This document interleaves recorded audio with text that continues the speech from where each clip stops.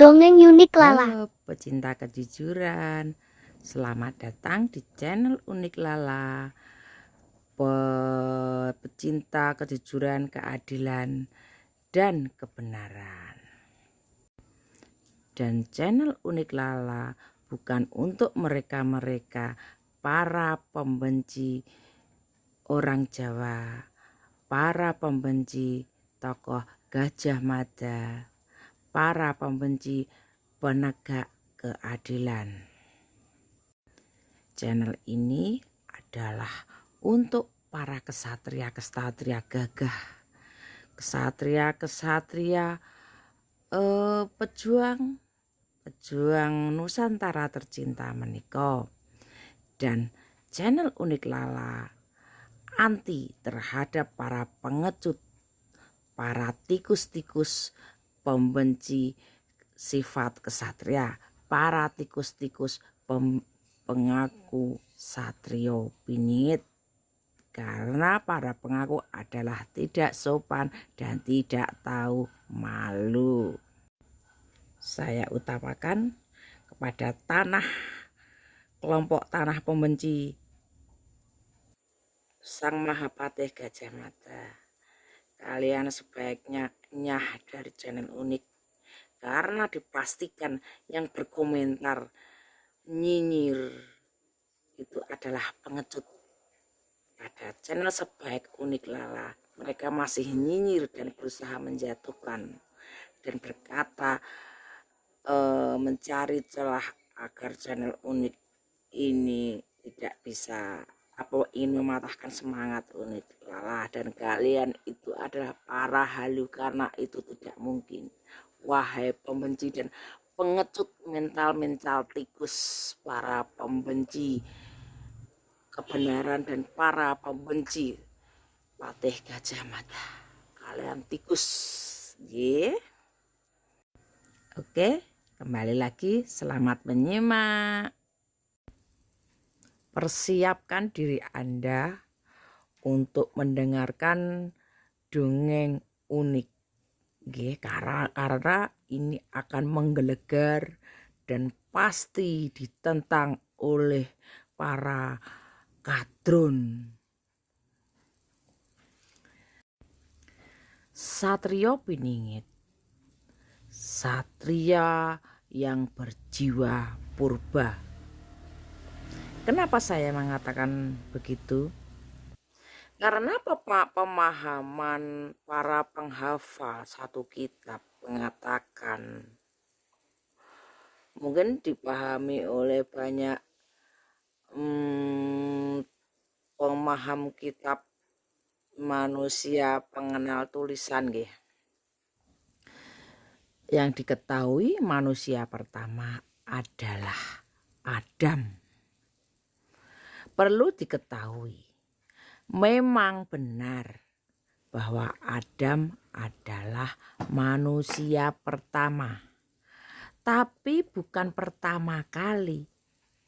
Tapi adalah Adam itu manusia pertama yang bisa terpedaya oleh iblis. Karena sebelumnya di pemahaman saya ada manusia yang lain, manusia sejati, penuh kemuliaan, yang tidak terpedaya atau terbisiki, terlenakan oleh bisikan iblis, pemilik nafsu dunia dan punya ambisi, sifat-sifat yang rada miring. Cuman kenapa tidak disebutkan di dalam kitab? Karena kitab diciptakan oleh mereka yang pertama menyebut dirinya pertama itu, berusaha dianggap pencetus dan sebagainya. Siapa yang tahu? Kita tidak tahu generasi yang mau menulis, yang mengenal tulisan itu.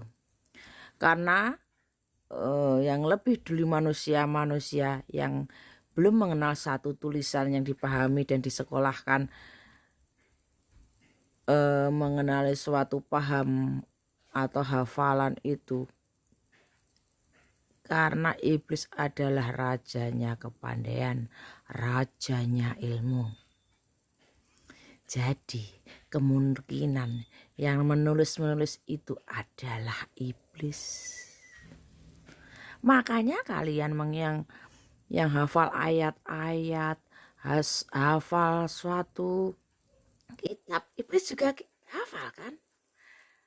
Apa tidak curiga bahwa pencetus atau pembuat kitab yang mengajak kita ke pemburu nafsu dunia itu penciptanya adalah bukan iblis? Ya, gimana? Siapa yang tahu?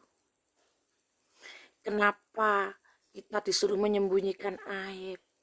Kenapa kita diajari punya nafsu, ambisi, keserakahan? Misalkan laki-laki mengesahkan boleh istri banyak. Hati nuraninya di mana? Seenaknya saja menyakiti perempuan. Keadilannya di mana? Bagi orang-orang yang berpikir memahami itu. Tapi para budak iblis, budak dunia akan menganggap itu adalah faham kebenaran. Sejatinya di hati mereka tahu. Para serakah, pemburu dunia itu hanya melegalkan kemauan nafsu bejat angkara murka. Mungkin dibalut dengan kata-kata yang bisa masuk dan memenuhi keinginan para pemburu nafsu menikah. Bagaimana dengan kata-kata lain? Ya, tidak mau menampilkan tulisan yang kita pahami. Kita pahami para pembelajar tulisan ini, misalkan tulisan merah. Yang dipahami ya tulisan merah. Karena kedangkalan dan kekurang pengetahuannya atau akalnya, kurangnya ini, yang dipahami ya yang dibaca saja. Mereka yang kurang kecerdasan, beda dengan yang punya kecerdasan, bisa belajar tidak hanya melalui tulisan, melalui akal, pengalaman, dan rasa. Yang penting rasa. Orang yang menggunakan rasanya tidak akan mudah dijebak oleh tulisan-tulisan penciptaan manusia menika. Tulisan adalah ciptaan, cetakan, tanpa perasaan. Sedangkan pemaham orang spiritual tinggi, pemahaman purba, kita purba, hanya mengandalkan rasa, naluri, akal. Karena bagi mereka bisikan nurani itu adalah bisikan ilahi. Mereka para penyembah tulisan sebenarnya bukan menyembah Tuhan. Mereka menyembah tulisan yang menguntungkan mereka. Mereka hanya menyembah yang memvalidasi mereka, yang memberi mereka pengakuan, bukan perasaan. Karena ilmu rasa adalah ilmu tertinggi. Dan rasa apa lagi yang tertinggi? Rasa cinta. Cinta yang sejati. Tidak semua orang memiliki. Karena cinta sejati hanya dimiliki oleh orang-orang yang berhati bersih. Beraura cemerlang, kemudian hati. Jadi kalau ada dalam pembahasan saya Satrio Piningit, para budak kadrun itu, para penghamba nafsu dunia itu mengaku beristri banyak bla bla bla bla. Jelas bukan itu satrianya. Kalau mengandalkan dari raja-raja Nusantara, mereka bukan pemimpin akhir zaman. Mereka pemimpin biasa yang kebetulan terkenal. Sedangkan Satrio Piningit, raja manusia, pemimpin segala percontohan akhlak budi pekerti. Jadi tidak akan mencontohkan ketidakadilan. Orang-orang para pemburu nafsu birahi, nafsu dunia, itu dibuang jauh, tidak masuk ke peradaban baru. Menika di akhir zaman peradaban baru akan dimulai. dimulai oleh yang manusia berjiwa sejati, bukan manusia yang berpaham iblis, berkodok dalil, suka berkhotbah. Hobi mereka yang berkhotbah, hobi mereka yang sok memamerkan kekuasaan, memamerkan ilmuannya, hanya berdasarkan hafalan, hanya untuk bersilat lidah. Itu bukan sesuatu yang berbobot, hanya pandai berteori, tidak pandai prakteknya, nol dalam praktek. Hah? Semakin kosong sebuah tong, semakin keras bunyinya. Seperti itulah para pendakwah, pendalil, penghafal ayat-ayat yang tidak tahu esensi isinya. Mereka hanya meloloskan dan melegakan orang-orang yang punya nafsu dunia, angkara murka dan egois, dan tidak berperi kemanusiaan. Orang-orang yang hanya bisa dikuasai oleh sugesti-sugesti, karena kedangkalan mereka memang mudah sekali sugesti.